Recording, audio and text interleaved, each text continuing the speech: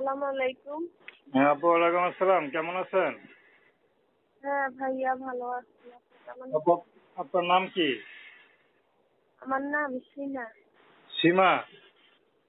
জি। খুব সুন্দর নাম তো। সীমা পাই স্ক্রিনে যে ছবি দেখতে পারতেছি, এটা কি আপনার? জি, এটা আমার। আপনি থাকেন কোথায়?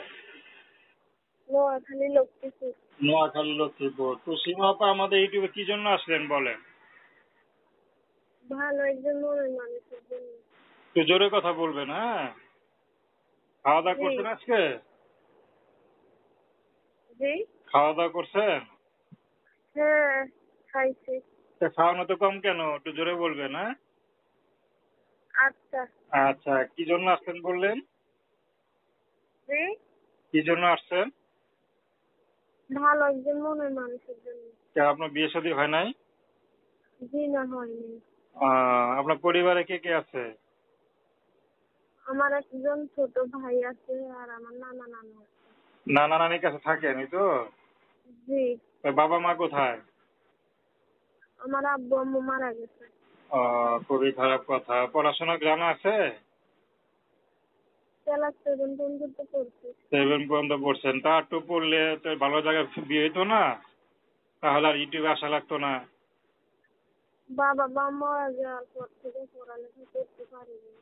আচ্ছা, তো এখন বিয়ে শাদী করবেন, আপনার বিয়ের ঘর টর আসে আপনার কাছে?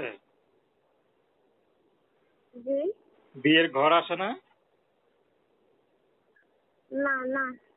মানে কেন, গরিব দেখা? জি। গরিব দেখে কি বিয়ের ঘর আসে না নাকি?